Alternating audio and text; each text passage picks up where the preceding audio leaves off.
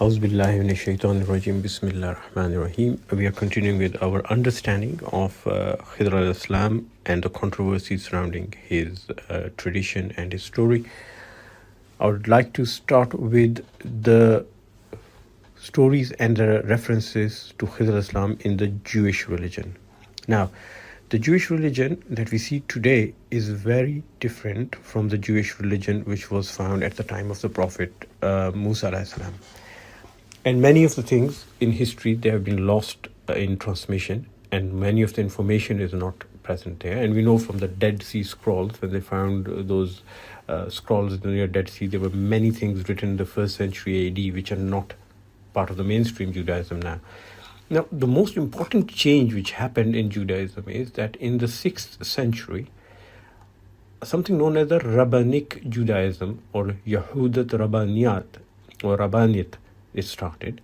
And the Yahudat Rabbanit, it believed that when Musa al-Islam went to Allah and Allah gave him the Torah, the Pentateuch, it was in two forms. One of the knowledge that Allah gave him was in Torah, which is written down, and then Allah also gave him some knowledge which was verbal and which was transmitted verbally from one generation to another. Now, the original Jews, and some of them are still around, like the Samariyun, they call them the Samaritans, which comes from the area of Samara, like the West Bank of Palestine is known as Judea and Samara. In the area of Samara, there were some Jews. They are one of the oldest Jews, and they don't believe in this. They say that Allah's guidance came in Torah, written down, full stop. But they say no. The Rabbinic Judaism, which is now very popular, they said no. There was also a secret knowledge, which was more spiritual, like the Tasawwuf, which came only from the word and was never written down. However, if it was supposed to be oral transmission and never written down, they did write it down in the 6th century. And they started to make many references and stories. And one of the very famous writers of that time, or not that time, after many hundred years, was Rabbi Nissim bin Yaqub, Nissim bin Jacob. And he wrote a story. And in this story, the details are very similar to what is described in Surah Al Kahf. And many people have objected, especially Christians and Jews, and said, the story in Surah Al Kahf of Khidr and Musa al-Islam is actually taken from the story of Rabbi Nissim bin Yaqub, and the Prophet ﷺ changed the characters, na'udzubillah. In the story of Rabbi Nissim bin Yaqub, instead of Khidr al-Islam and Musa al-Islam, there's Ilyas al-Islam, Elijah, and there is another person with him whose name is Rabbi Joshua bin Lavi, Yusha bin Lavi. Now remember that Musa al-Islam's student, according to Hadith, was known as Yusha bin Nun, but this is Yusha bin Lavi. And the story, I'll tell you the similarities. In the first place they go, there's no boat mentioned here, but they go to a very pious couple.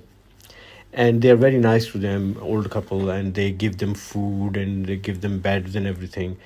And in the night, after all the good they've done to Ilyas al-Islam and Rabbi Yusha bin Lavi, their cow dies. So Yusha bin Lavi asks Ilyas, is this what Allah gives them as a reward, such nice people, and the cow dies? You remember in Surah Al Kahf, the young son dies of the righteous couple. But here the cow dies. So Ilyas al-Islam tells Yusha bin Lavi that actually the angel of death came to kill the wife of the good man. And Ilyas al-Islam talked to the angel of death and said, don't kill her if you want to take a life, because he said, I'm here to take a life, I have to take a soul. He said, take the soul of the cow. So it is a blessing from Allah. In the second part of the story, they go to a town and they knock on the door of a rich man and they ask him for food. And he's a miser and he refuses to give them any food or water, doesn't even talk to them, treats them very badly. And Ilyas al-Islam sees that the rich man's house, it has got a wall which is about to topple. So he fixes the wall. So Rabbi Joshua bin Lavi asks him, he says, he was bad to us. Why did you fix his wall? And Ilyas al-Islam says, because under this wall is a treasure. And if it will fall down, this rich miser, he'll get all the treasure. So this is a punishment from God that I fixed it. So the story is similar to the story told in Surah Al Kahf, but with a twist.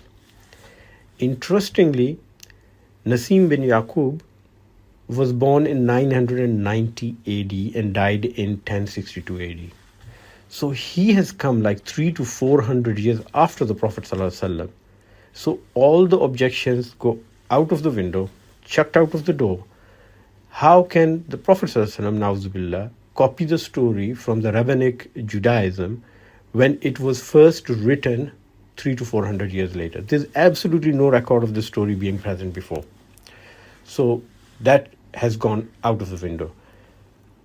But you would see that later on, this story somehow comes back into the story of Khidr al-Islam. And in many parts of the Muslim world, Khidr al-Islam is associated with Ilyas al-Islam, and we'll talk about it in a minute.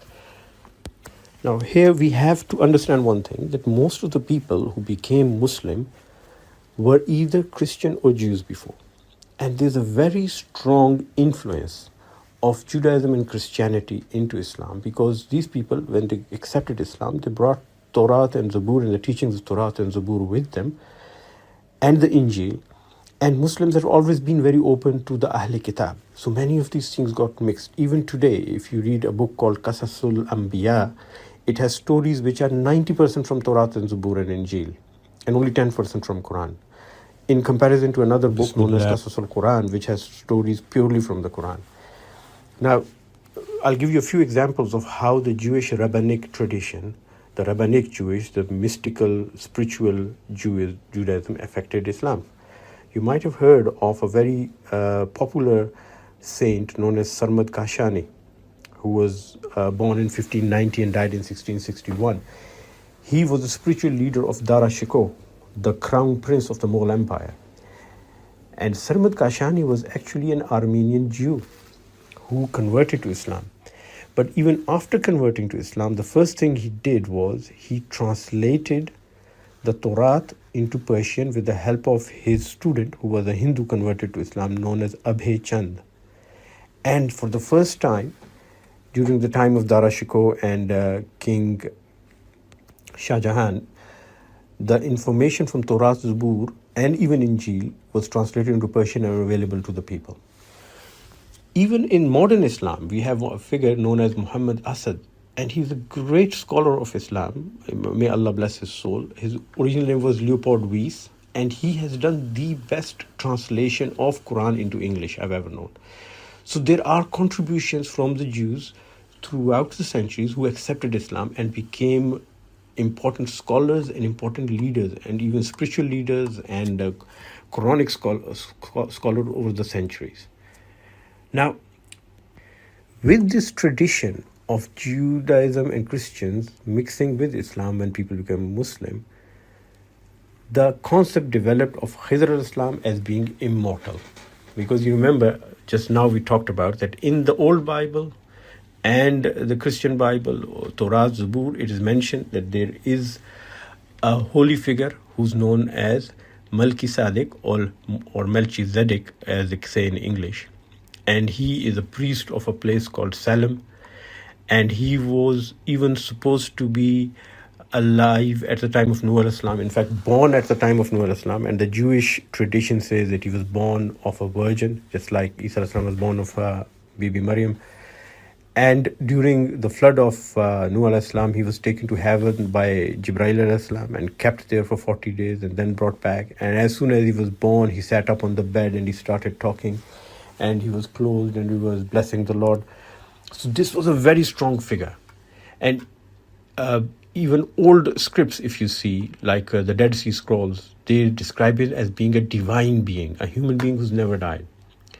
And they give him titles, Hebrew titles like Elohim, which are usually reserved for Allah.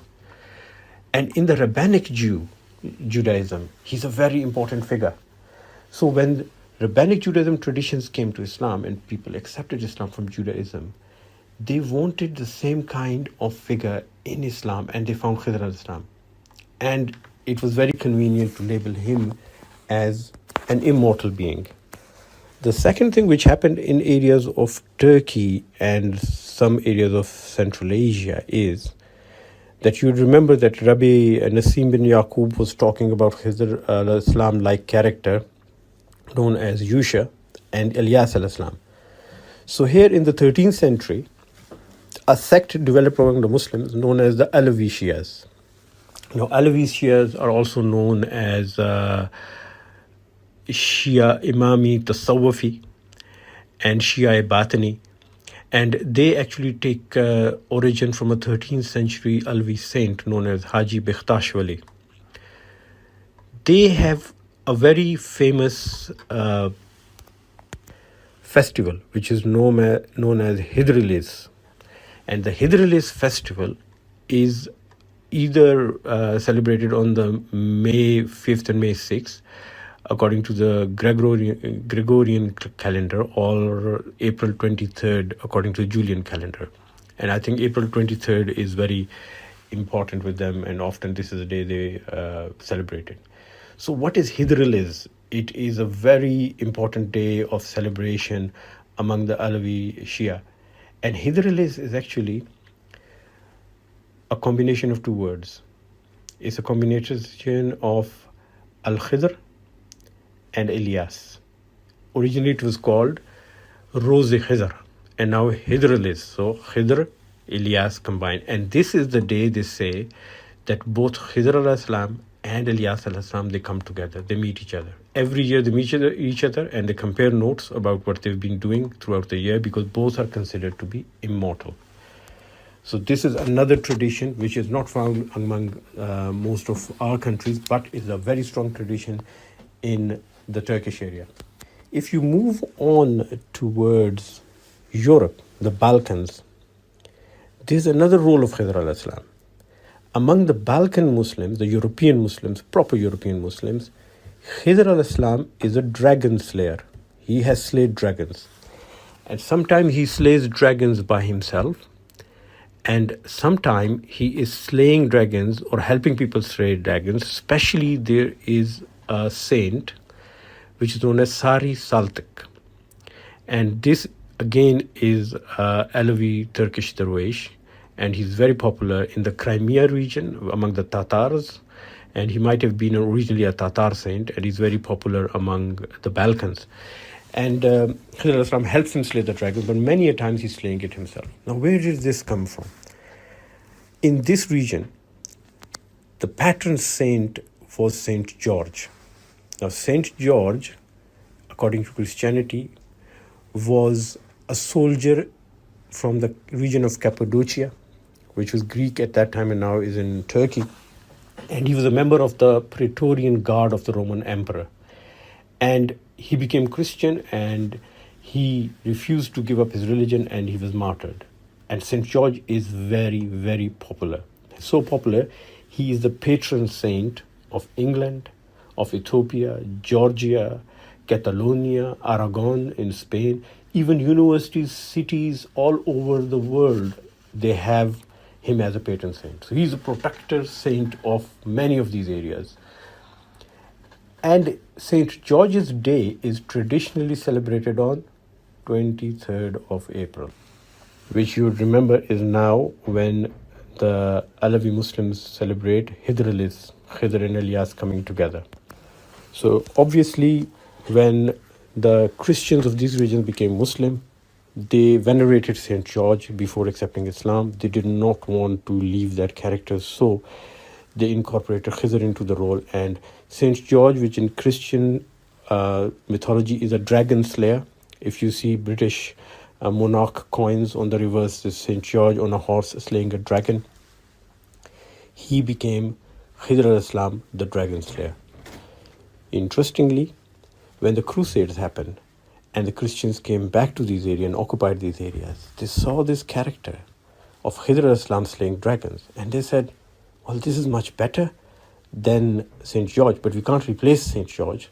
But this character is wonderful because he's spiritual, he's knowledgeable, and he has contact with Allah, and he does miracles. So we need that character. So what they did was, they took that character of Khidr Islam slaying the dragon, and they made him into a knight known as the Green Knight.